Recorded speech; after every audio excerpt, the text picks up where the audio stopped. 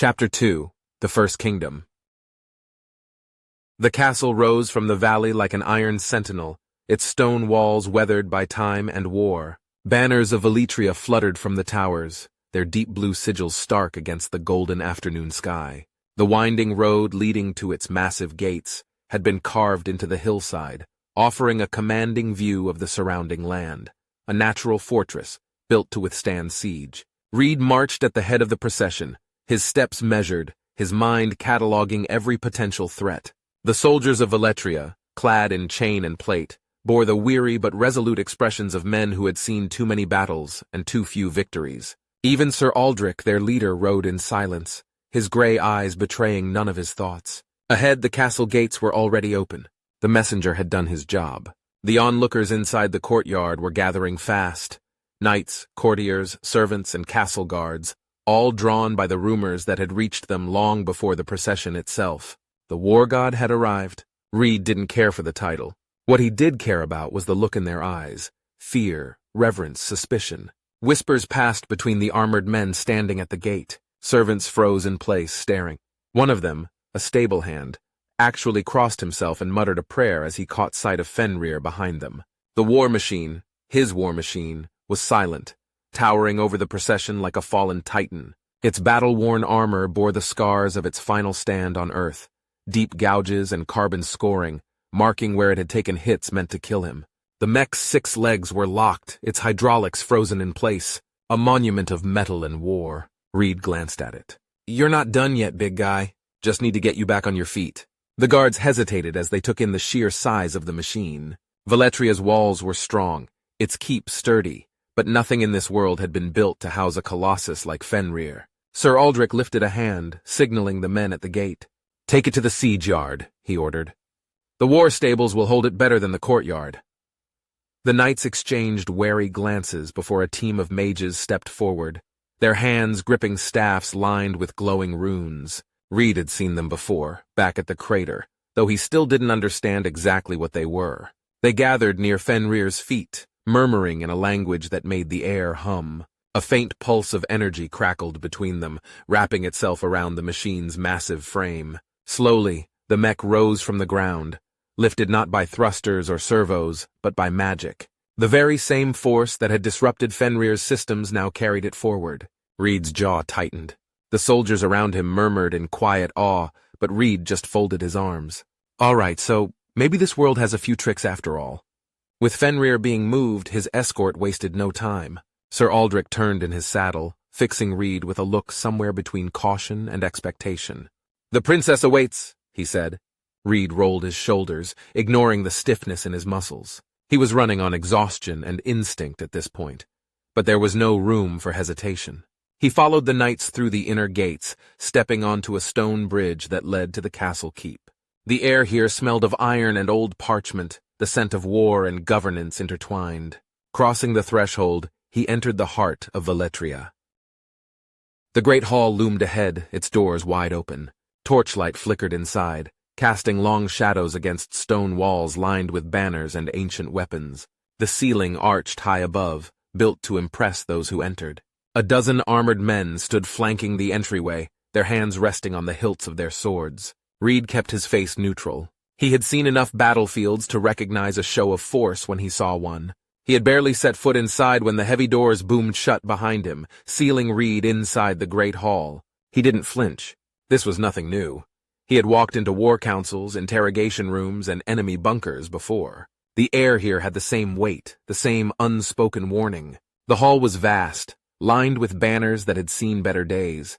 Torchlight flickered against stone walls adorned with ancient weapons, trophies of past victories. The long wooden table at the center was flanked by nobles and officers, their expressions ranging from awe to suspicion. They studied him like a relic unearthed from an age of myth. But Reid's focus was on the woman standing at the head of the room, Princess Althea. She was not draped in silks or weighed down by golden jewelry. She wore armor, polished but practical, shaped for mobility rather than ornamentation. A dark cloak hung from her shoulders, fastened by a silver clasp bearing the sigil of Veletria. Her left hand rested on the hilt of a sword, the leather of her gloves creaking as her fingers flexed in slow, deliberate motions. She did not kneel. She did not bow. Instead, she took a step forward, her steel-gray eyes locking onto his with the same scrutiny he had seen in battle-hardened commanders. "So," she said, her voice sharp, measured, "this is the one they call the Iron Lord." Reid let the title hang in the air. He didn't claim it, but he didn't deny it either. Althea's gaze flickered toward the soldiers behind him, Sir Aldrich among them, then back to him. "You walk into my hall under guard, yet my men treat you as a god," she continued. "They kneel before you, whisper your name like a prayer." Her tone sharpened. "Explain." Reid met her stare with one of his own. "You tell me," he replied, voice level. "I didn't ask them to kneel." The murmur of nobles stirred at his response. Some exchanged glances, others whispered behind their hands. Althea's jaw tensed. She took another step closer, her presence commanding, scrutinizing him like a blade pressed against a whetstone. "Who are you?" she demanded. Reid inhaled slowly. This was the part where the wrong answer could get him shackled or worse. "I come from a land of machines and war," he answered, choosing his words carefully. "A place where battle was fought with steel and fire, not swords and shields." More whispers from the gathered court. Althea tilted her head slightly, as if dissecting his every syllable. "And the colossus that walks in your shadow?" she pressed.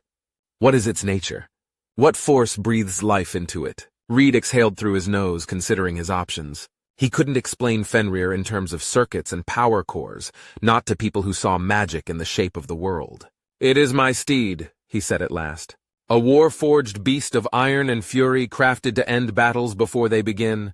Althea studied him in silence, searching for deception. If she found any, she gave no sign. Finally, she turned from him and walked toward the table, placing her hands flat against the wood. Her posture shifted, less interrogation, more war counsel. "Then hear me, Iron Lord," she said, her tone shifting from cold suspicion to calculated authority. "You come at a time when my kingdom stands on the edge of ruin." The nobles and officers straightened, their expressions darkening.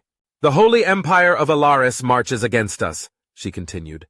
"They do not seek land, nor coin, nor conquest in the name of kings. They seek obedience. They demand faith." Reid said nothing. He had seen crusades before. "They call all who resist them heretics," Althea went on, "and they burn those who defy them. Their armies march beneath banners of divine fire, their paladins wielding weapons that leech magic from the air itself. They shatter walls with faith and steel alike. They do not ask for surrender, they demand it." She met his gaze again. "Veletria is losing." Her words were matter-of-fact, not drenched in desperation, but in the cold reality of war. "Our numbers dwindle. Our allies hesitate. Our walls grow weaker by the day." She lifted her chin slightly. "And now, as if the gods themselves have chosen the moment, you arrive, a man unlike any other, in command of a walking fortress." She let the statement linger, heavy with unspoken meaning. Reid processed her words carefully. This wasn't just a war. This was annihilation wrapped in righteousness. The kind of conflict that left nothing standing but smoldering ruins and unmarked graves. He exhaled slowly, weighing his options. "This enemy of yours," he said, voice calm. "How long before they reach your walls?" Althea's expression didn't shift. "Too soon." Silence stretched between them. Then she asked the question that had been burning in her mind since he entered the hall. "And what is your intention here, Iron Lord?" Reid didn't hesitate. "To fight." Reid's words lingered in the great hall, his declaration hanging heavy in the air. It was not a vow of fealty. It was not a promise of salvation. It was a simple truth, one that left no room for hesitation, no space for negotiation. He had made his decision. Althea's steel-gray eyes remained locked onto his, measuring, calculating. The warrior in her saw the strength behind his words, but the ruler knew better than to trust an unknown force without caution. Slowly, she nodded. "Then let us see," she said, voice even, "if your iron beast can still be tamed." The court murmured at her decision, whispers of uncertainty and intrigue rippling through the gathered nobles and officers. But none spoke against her. The princess had decided. That was final. She turned sharply on her heel, motioning for Reid to follow. "Come," she commanded. Without a word, Reid fell in step beside her. The guards at the hall doors moved swiftly to unbar them, allowing passage back into the open air. The walk through the castle was brisk. Althea wasted no time.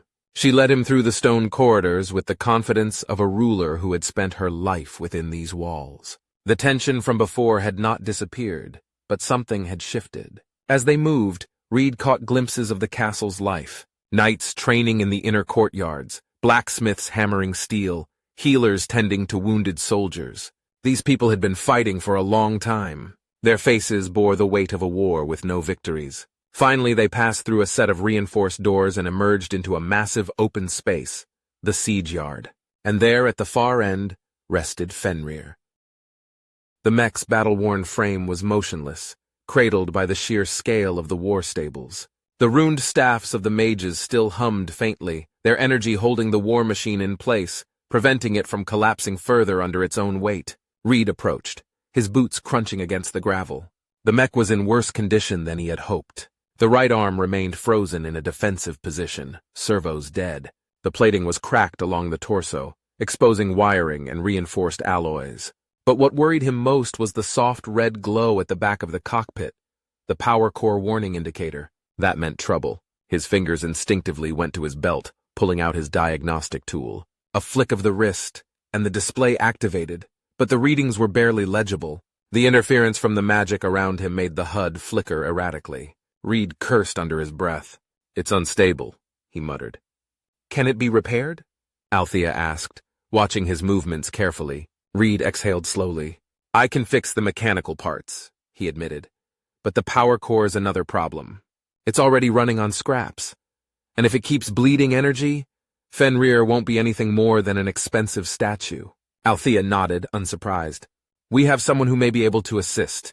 She turned and gestured to a figure waiting near the entrance to the siege yard. A young man, dressed in dark robes lined with gold embroidery, stepped forward. His hair was cropped short, his features sharp, his eyes bright with curiosity and something else, a quiet hunger for knowledge. He carried a thick tome in one hand, and several strange tools dangled from his belt. "This is Cassius, our royal machinator," Althea said. Reid raised an eyebrow. "Machinator?" Cassius stepped forward, offering a polite nod. "A title given to those who study both the arcane and the forgotten arts of construction," he explained. "I have spent my life examining the relics left behind by those before us. Failed constructs, shattered automatons, and ancient war engines that have long since ceased to function." His gaze flickered to Fenrir. "But this is beyond anything I have ever seen." His fingers twitched as if itching to touch the mech, to study it up close. "It lives?" he asked, barely able to contain his excitement. "It did," Reid replied, crossing his arms. "And it will again, if I can figure out how to stop the power core from collapsing." Cassius's eyes gleamed. "If that is the problem, then perhaps I can be of use." Althea looked between them. "Can you stabilize it?" Cassius exhaled, tilting his head as he studied the mech's broken frame. "Magic has never taken kindly to the creations of man," he admitted. "But there are methods. I have worked with metals imbued with stabilizing enchantments, structures built to endure the presence of arcane forces. If your war machine's core is failing, I may be able to weave a binding spell into its frame, to anchor its energy rather than let it bleed away." Reid frowned. The idea of mixing magic with technology made his skin crawl, but he had no other options. "If it works, can the core be recharged?" he asked. Cassius tapped a finger against his chin. "Possibly. If we can contain the energy leak, I can attempt to channel an external force into it. The process would be unstable at best, but it might be enough to revive it." Reid exhaled. A gamble, but then everything in his life had been. "All right," he said. "Let's see if this kingdom's magic can play nice with my machine." Cassius grinned. "Then let us begin." The work continued for hours. Cassius moved with a scholar's precision, his hands tracing along the damaged plating of Fenrir as he murmured incantations beneath his breath. Flickers of pale blue energy pulsed at his fingertips, running like veins of light over the mech's frame, seeking out the fractures in its structure. Every now and then the glow would flicker, stuttering against the unnatural resistance of Fenrir's metal. Reid stood nearby, watching intently, his arms crossed. He had no idea how magic worked. Half the time it looked like Cassius was whispering sweet nothings to his damn mech. But for all the weirdness, it seemed to be doing something. The young machinator suddenly exhaled sharply, stepping back. "With time," Cassius said, running a hand across his forehead, "I believe I can mend its wounded heart." Reid let out a breath. "Not bad. Guess I should stop calling you a wizard, huh? Cassius smirked, amused. A wise choice. Althea had remained silent for most of the process, standing a few paces away, arms folded, watching them both. Her posture was relaxed, but her eyes were sharp, constantly measuring. Finally she spoke. You have fought. You have bled. She paused, then nodded toward him. Now you shall eat. Reid blinked. It wasn't a request. He wanted to argue. There was more work to be done, more to fix. But his body betrayed him. His stomach clenched at the mere thought of food. He hadn't eaten properly since... hell, he didn't even know. All right, he said, rolling his shoulders. Guess I could use something that isn't a ration pack. Althea turned without another word, leading him toward the castle's inner halls. The dining hall was smaller than Reid expected. Not a grand feasting chamber, but a warlord's table. Simple, solid wood, its surface scarred from years of use. A fire burned in the hearth, casting warm light over the chamber. There was no decadence here, only necessity. The meal itself was hearty but practical. Thick stew, dark bread, roasted meat. No excess, no unnecessary finery. A kingdom that had been at war for years had little patience for extravagance. Reid sat across from Althea at the head of the table, their places set apart from the rest of the room's occupants. A quiet understanding. This was not just a meal, it was an unspoken test. You are not what I expected, Althea said after a time, cutting a piece of meat with methodical precision. Reid raised an eyebrow. That so? She nodded. When my men rode back with tales of an iron god, I envisioned something different, something colder, more distant, a thing of steel and silence. Reid exhaled a short laugh. Sorry to disappoint. Althea studied him for a long moment, then shook her head. No, not disappointed. Merely surprised. Silence settled between them again. Not uncomfortable, but contemplative. You do not ask about my kingdom, she said after a while, breaking a piece of bread with her hands. Reid shrugged. Didn't think you'd enjoy a stranger asking about your weaknesses. She smirked faintly at that. Wise. But if you're offering, Reid continued, I won't turn down a history lesson. Althea leaned back slightly, regarding him. Then she began. She spoke of Veletria, a land of warriors and scholars, a kingdom that had once stood proudly as a bastion of independence against the encroaching theocracy of Alaris. She told him of the Empire's crusade, of their paladins and their relentless doctrine, how they saw all who refused to kneel as heretics. Reid listened, taking it in. He'd seen zealots before. He'd seen wars waged not for land, not for survival, but for belief. And he knew how those wars ended. You fight a war you cannot win, Reid said at last, setting his spoon down. Althea's gaze sharpened. Yet you offer to fight it with us? Reid leaned back. Doesn't mean I like the odds. But I've never been one to sit back and watch good people get wiped out because someone decided they were born on the wrong side of a line. A pause. Then Althea gave the smallest nod. A rare thing, not trust, not yet, but the beginning of something. Reid exhaled, running a hand down his face. Then the alarm sounded. A harsh, booming bell ringing out through the castle like a war drum. Distant shouts echoed through the halls. Reid was already standing before he had time to think. Althea was faster. She was already moving, already striding toward the doors. One of her officers burst into the room, breathless. A force of the Empire approaches, he called, voice tight with urgency. They bear banners of truce. Reid frowned. Truce? Althea's jaw tightened. No. She turned to him, her eyes dark with certainty. They have come to demand our surrender. The castle courtyard was a storm of movement. Armor clattered, swords were belted, crossbows strung. Soldiers rushed to their positions along the battlements, banners unfurled against the backdrop of the darkening sky. The heavy thud, thud, thud of the war drums echoed across the stone walls. A slow, deliberate rhythm that set the pulse of the coming conflict. Reid followed Althea through the chaos, his boots crunching against the worn cobblestones. He wasn't a stranger to the tension before battle, but this was different. The soldiers weren't scrambling in panic. They were preparing like men who already knew they were doomed. They ascended the main watchtower, stepping onto the open parapet. From here, Reid got his first good look at the force that had come knocking. The Illyrian battalion stood in tight formation, their soldiers clad in gleaming silver armor, polished to an almost blinding sheen. Their shields bore the insignia of the Holy Empire, a sunburst set against a field of black, its rays stylized like reaching hands. At their head, on a massive warhorse draped in dark barding, sat a man unlike the rest. His armor was ornate, blackened steel lined with gold filigree, his helmet adorned with a single sharp crest that curved like the beak of a bird of prey. He held no shield, no banner, only a massive greatsword resting across his lap. Even from here, Reid could see the pulsing red runes etched into its surface. A paladin. The real problem. The man raised a gauntleted hand, and the column of Valerian soldiers came to a halt with machine-like precision. Reid exhaled sharply. They weren't a warband.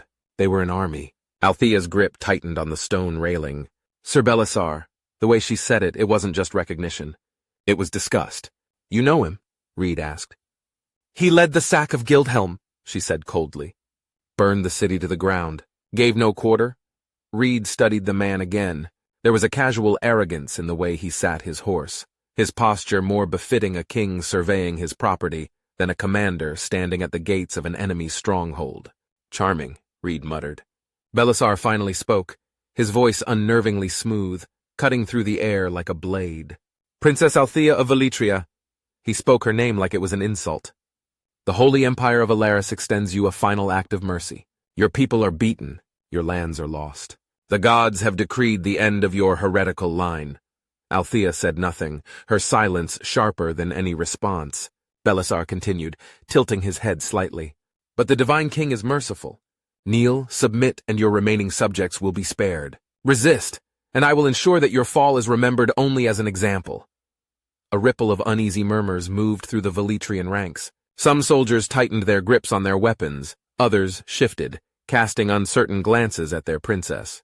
They had fought for years, lost ground, lost comrades, lost hope, and now the enemy stood before them offering a way out, a lie wrapped in gold. Reid knew that kind of psychological warfare. Break them before the battle begins. Give them just enough fear to let doubt fester. Althea took a single step forward. When she spoke, her voice carried. Belisar. Her tone was steady, unshaken. You come to my gates speaking of mercy, but your kind have never known the word. The paladin's smirk grew. We offer mercy to those who deserve it. Althea's fingers curled into fists. You burned Guildhelm, she said. Slaughtered its people in the streets. Is that the mercy you offer? Belisar's expression did not change. No shame, no regret, only absolute certainty. The wages of sin are death, he said simply. Reid's stomach twisted. This guy was exactly the kind of fanatic he hated most. He glanced at Althea. She wasn't going to bend. But her people, they needed more than just defiance. They needed certainty. They needed a reason to believe they could still win. Reid took a step forward, coming to stand beside her. Belisar's gaze flicked to him, and for the first time something wavered. Not fear, but curiosity. Reid kept his posture loose, casual, like he wasn't staring down a man who could probably tear him in half. You knew? Belisar mused. Haven't seen you on this battlefield before. Reid rolled his shoulders. Yeah, just got here. The paladin's gaze lingered, eyes narrowing slightly. Strange armor. No sigil. No banners, Reid smirked. What can I say? I like to keep things simple. Belisar exhaled through his nose, unimpressed. I assume you're here to die alongside them, then. Reid's smirk didn't waver. Not really my style. Something flashed in Belisar's expression, a flicker of irritation like a predator unused to prey that didn't cower. He turned back to Althea. I'll not waste another breath on this. You have until sundown. Kneel or we burn your castle to ash. He yanked on the reins, his warhorse rearing back with a snort. His soldiers followed suit, turning in perfect unison, marching back toward their encampment just out of bow range. The air was thick with tension as the castle gates shut once more. The gathered officers turned to Althea. Some looked relieved. Most looked concerned. They will attack, Sir Aldrich said grimly. They never intended to do otherwise, Althea agreed. Reid exhaled sharply. All right, so, options? Silence. The officers avoided his gaze. Althea's jaw clenched. We do what we always do. We fight. Reid glanced out over the walls, against an army twice their size, with paladins, with siege weapons, and no one out there knew about him, or Fenrir. Reid slowly nodded to himself. Okay, he muttered. Then let's give them something to be afraid of. The war room was filled with tension, officers murmuring among themselves, some speaking in hushed, grim tones, others more heatedly debating their options. Maps and reports lay scattered across the large stone table, ink stains marking the ever-shrinking borders of their once prosperous kingdom. The flickering torchlight cast deep shadows over their faces, and for the first time since he had arrived in Veletria, Reid saw something in them beyond fear or discipline: desperation. Sir Aldrich, ever the pragmatic warrior, exhaled sharply. "We have no reinforcements. No time to fortify further. At dawn, they will strike." "We must strike first," a grizzled knight growled, slamming his gauntleted fist onto the table. His beard was streaked with gray, his armor dented from countless battles. "Let us ride out before they set their siege. Hit them while they make camp. The men of Veletria do not sit behind walls and wait to die like caged dogs." "And be slaughtered in open ground?" another officer scoffed, shaking his head. He was younger, leaner, but his eyes were just as weary. "They outnumber us. If we charge, they will crush us before we even reach their lines." "Then what?" the older knight snarled. "You propose we cower and wait for them to breach the gates?" Another voice, cold and detached, cut through the argument. A nobleman, dressed in the ceremonial garb of a court official, leaned forward, steepling his fingers. "There is another way." Althea's gaze snapped to him, sharp as steel. "Do not speak it." The noble didn't flinch. "Surrender is not cowardice, Your Highness. We have fought valiantly, but the Holy Empire is unyielding. If we yield now, if we negotiate, we may yet preserve our people." A murmur of unease rippled through the officers. Some turned away in disgust. Others looked thoughtful. Reid studied the nobleman carefully. His voice was too measured, too prepared. He wasn't just suggesting surrender. He had already considered the terms. Althea's voice cut through the noise like a blade. "The moment we kneel, we cease to be Veletria. The Empire does not forgive resistance. They burn cities that refuse to bend the knee. They execute those who practice forbidden magics. What do you think will happen when they see the mages standing beside us?" The nobleman hesitated, but before he could respond, she continued, her voice quieter, but just as sharp. "If you fear for your life, you may leave, Lord Karthus. Take your wealth and flee. But do not mistake submission for survival." Karthus swallowed, looking away. Silence fell over the room. Reid watched them all. The tension was thick, the weight of inevitable defeat pressing against them. These were warriors, soldiers, men who had fought tooth and nail for their land, and now they were watching it slip away. And yet they were still thinking within the rules of the game. But the game was rigged. The enemy had the numbers, the divine backing, the resources. Fighting them on even ground would be suicide. So why play fair? Reid exhaled sharply. "Okay, so let's change the game." The officers turned to him as he gestured toward the window, where the looming silhouette of Fenrir sat motionless in the war stables, just visible beyond the torchlight. "They don't know about me or Fenrir," he said. "Why not put on a show?" Althea's sharp gaze remained on him, but this time there was no immediate skepticism, only consideration. She folded her arms, stepping closer to the table. "Explain." Reid leaned forward, resting his hands on the worn surface of the war table. "Right now, they see themselves as invincible. They've crushed resistance across the land, and they think you're just another castle waiting to fall. But what they don't know is that you have me, and more importantly, you have Fenrir." One of the officers, a grizzled veteran with a scar running from brow to jaw, grunted. "A broken construct with no power. Unless you have some hidden means to awaken this beast, I fail to see how it changes our fate." Reid smirked. "We don't need Fenrir at full power to make them afraid. Fear can break a formation just as easily as steel." Another officer, younger and sharper-eyed, frowned. "And how do you propose we accomplish that?" "Their paladins wield divine magic. They will see through mere tricks." Althea nodded at the officer's words but turned back to Reid. "If you have a strategy, speak it. We do not have the luxury of time." Reid tapped a finger on the table. "We can use the mages. We need to test how far their magic can move Fenrir. If we can control the illusion from a distance, we can keep them hidden while making Fenrir look possessed." A silence settled over the room. Sir Aldrich broke it first, rubbing his chin thoughtfully. "You mean to use the warlock's art to make it move without touch? To conjure the illusion of life?" He cast a glance toward the robed figures near the back of the chamber. The mages, who had thus far remained silent observers. One of them, an older man with silver-threaded robes, nodded slowly. "A construct of such mass would require many of us working in tandem. But, with time to weave the right channeling rituals, it may be possible. Althea's gaze flickered to Cassius, the royal machinator. And the core? You said you could stabilize it. Cassius stepped forward, his expression alight with curiosity and determination. Aye, Highness. I shall channel a small flow of energy into its core, just enough to make its eyes glow as embers in the night. The staffs shall bear the weight of its movement. Reid nodded. Perfect. If we control the glow, make it flicker at the right moments, and ensure it moves with deliberate slowness, we can create the illusion that something inside it is waking up, something neither holy machine nor holy man. The room remained tense, but something had changed. It was no longer filled with resignation, but the quiet hum of men who saw a thread of hope, no matter how thin. Althea studied him for a long moment before giving a single nod. Then we begin at once. Reid climbed into Fenrir's cockpit, watching as the mages positioned themselves, their staffs crackling with faint arcs of power. Slowly they tested their range, shifting Fenrir forward in slow, eerie movements. Reid barely had to adjust his balance as the machine tilted and glided as though it had a will of its own. The effect was uncanny, unsettling even to those inside the castle. It looks like the very devil himself, one of the knights muttered, crossing himself. Reid smirked. Perfect.